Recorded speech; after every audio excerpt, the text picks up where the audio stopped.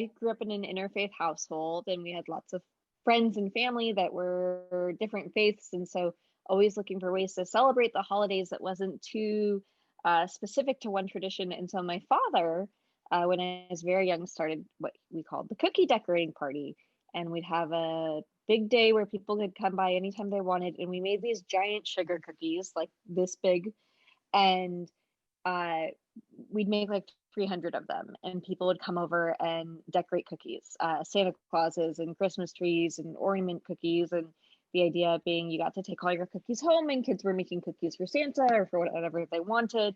And we did that party for like 18 years, and it was a huge joy and something I looked forward to, and was just great fun. And now I get to do it with my kids, and looking forward to hosting that party myself whenever we're allowed to be back together again. It's a bright spot in my memories. We usually start, okay, well, if I'm going to be candid, or I think now that I think about it, the big Christmas tradition that we have starts on Thanksgiving. And there's an album that my parents have that we listen to at every Thanksgiving, and it's called The Christmas Revelers. And every time Noel comes on, is it Noel? Well, there's a certain lyric that comes up, and then everybody has to raise their arms at the dinner table. It's all very silly. The biggest tradition we have is the day after Thanksgiving, we all load into the car and drive over to a place called JP's Christmas Tree Farm, and we pick out our Christmas trees. So my daughter and her husband and her granddaughter walk through the fields and cut down their Christmas tree. And our son, who's now 30-something years old, walks through the Christmas tree farm and says, "That's the tree we're going to get." And so we wrap it up and stick it on top of the car, and we drive home. And that's our Christmas tree tradition right after Thanksgiving. And the other big one is I am the designated Christmas cookie chef. So I make spritz cookies sometime between now and the next week. So they're available the week before Christmas. So basically they're just butter sugar cookies with sprinkles on them. Well, my mom is Filipino, and we would go to the Philippines every year for Christmas, and it would just be nonstop partying. A lot of food, a lot of karaoke, a lot of dancing. On Christmas Eve, my whole extended family, so about like 40 people would come together for a huge feast, and there'd be a lot of games. And after a while, me and my two sisters were banned from participating in some of the games because we were way too competitive and we were not being nice to our younger cousins. So my titas banned us for a while. It's okay. But now that all my younger kid cousins are older, they want us to participate because now they're like, now we're like fair game. Also, another really fun Christmas tradition that my family has is about a week or two before Christmas, we have this huge like outdoor sushi party. And so my mom knows some professional sushi chefs that they would come and just like make this really amazing spread of sushi and other Japanese food. And we'd have a lot of friends come over and it was just a lot of fun. And so just a lot of people come over and we get a lot of food. So whenever I think of the Christmas, I just think of family, friends, a lot of food. And now that I'm older, yes, a lot of drinking as well. But yeah, those are my Christmas traditions.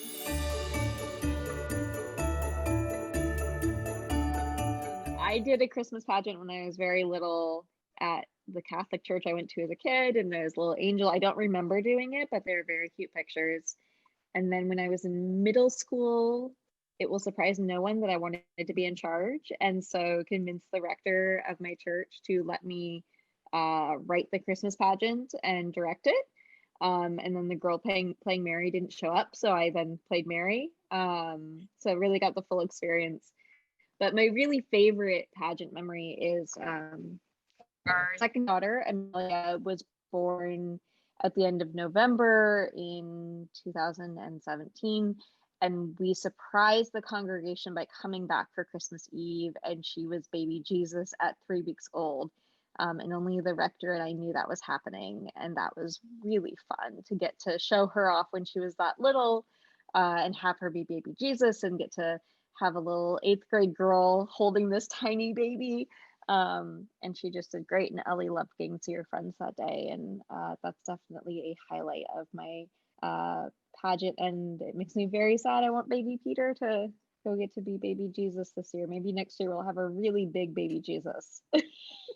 So he can follow in his sister's footsteps. I'm going to take a little editorial license here. So not quite a Christmas pageant, but we lived overseas way back when I was working in the Netherlands. And the one Christmas, we decided we were going someplace every Christmas. We were in Europe, and we went to Scotland to a town called Inverness, which is real close to where the Loch Ness Monster roams. We stayed at a little Scottish inn, and the Christmas Eve night, for some strange reason, the little inn we were staying in had a tradition to do a Cinderella play Christmas Eve.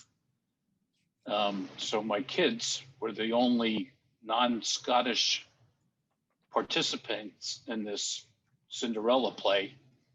And they did this weird thing where whatever the boy role was had to be played by girls, and whatever the girl role was had to be played by boys. So my son got to play Cinderella. I can't actually remember who my daughter played, but it just was a blast watching this crazy, convoluted Cinderella Christmas Eve while we were drinking our hot toddies and sitting by the fireplace.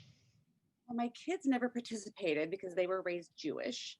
Although I tried to participate in 2nd grade in the choir, and I was asked not to sing because I can't sing. So I decided I was going to be a soprano. So I stood in the back, and they didn't want me to be a soprano. And then they kicked me out nicely. So I don't know. That's my experience. So I hate it. No, my parents did not like going to church on Christmas. So like, I didn't even know pageants were a thing until I moved to America.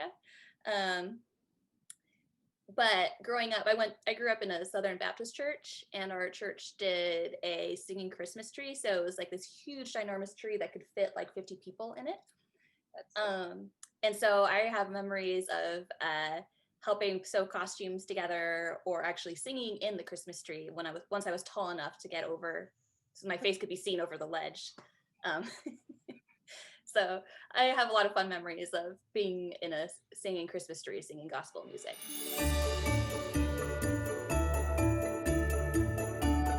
So you all can see one of my trees here, because the rectory has so much space. We have 2 trees. We have the downstairs pretty tree, and upstairs is the kids tree.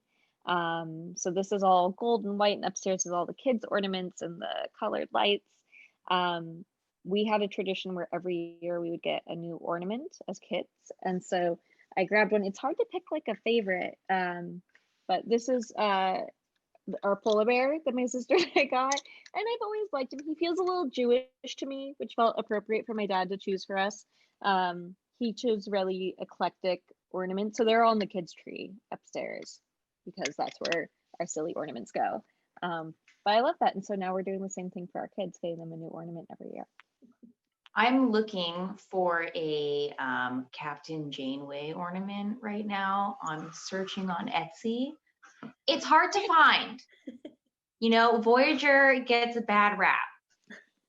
As you can tell, the ornaments that go on our tree are all eclectic, which is kind of the tradition in our family. My parents get lots of ornaments every year at Milagros in Pike Place, the Mexican folk art store.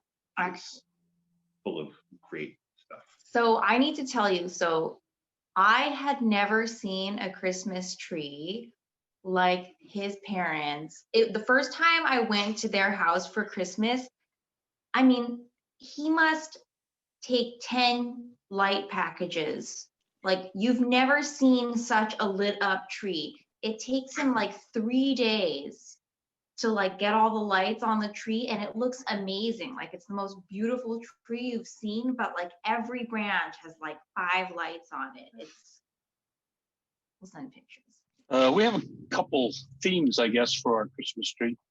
It starts at the top where we have an angel that we, again, traditionally, my son, who's 6'3", 6'4", so most of the time he can reach the top of the tree without standing on something or close to it.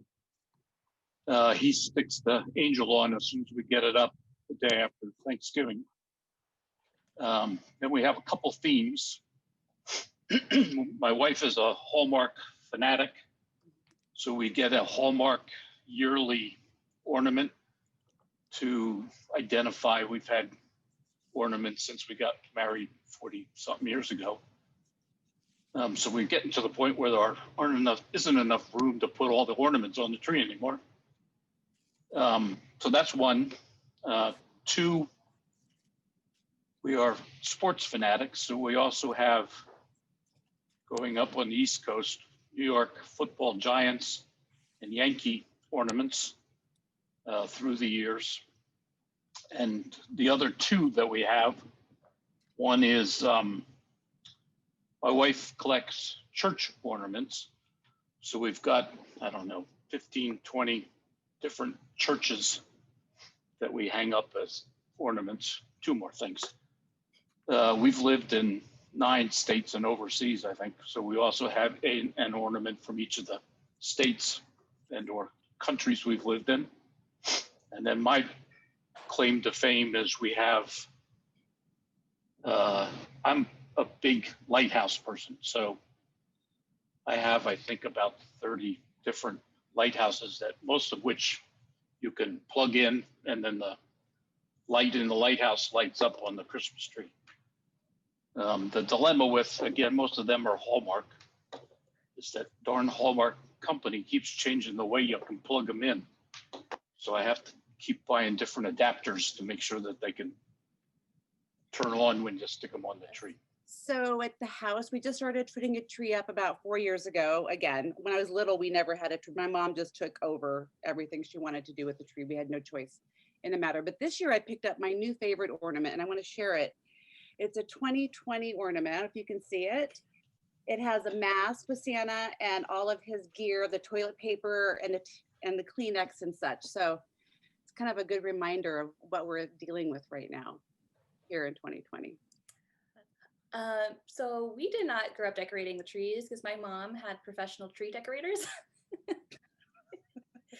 I didn't realize people actually decorated their own trees. So when I got married, we started decorating our trees, and basically I just let Daniel do whatever he wants. But this year, since I won't be going home for Christmas or won't be going to the Philippines, I put a lot of poinsettias on my tree because that's a normal decoration or common decoration in the Philippines. But I do have a favorite ornament. It's this one. I don't know if you can see it. Oh, you can't really see the face. Yeah, you can see it's cute.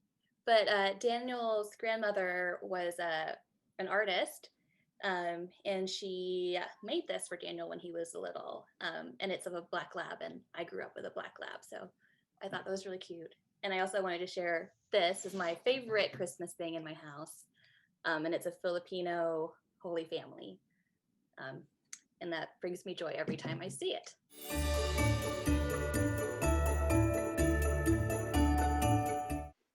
To the Emmanuel community, I want to say Merry Christmas. You all are a blessing to me and my family, and there is no other community I would want to spend this season, whether it's on Zoom or in person. You are a great gift to me and my family, and I feel blessed that I get to spend and celebrate the holidays with you. So Merry Christmas to you all, and I look forward to seeing you on Zoom and to worship and celebrate the birth of Christ together. So the Christmas message, I'm sure a lot of people have said something similar to this. It's really to wave goodbye to 2020 and put it in the books and hope that 2021 brings safety, healthiness, and more normalcy as early into 2021 as we can get it, so that we can get back to, I'll call it a better place in the country, in the world, where you don't have to worry about things like COVID-19, and we don't seem to be fussing and fighting about everything and focused on how do we work together better. Merry Christmas. Just a very Merry Christmas to everybody at Emmanuel, and hoping that 2021 will be a much better year for everybody. I think other than Merry Christmas, just want to say it's been a really difficult year for everyone. It's been a very, very long Advent, a long period of waiting and hardship. And so as we approach Christmas, I don't know. I think of birth, and I think birth is a painful process. It is. I've never given birth, so Julene is, affirming that for me. As we're approaching, I think we're ready to be born into something new, and that's going to be painful. So be prepared for the pain, but also I think there is going to be something marvelous and joyful that will be born out of it too. So I look forward to seeing what is born out of all of this hardship next year.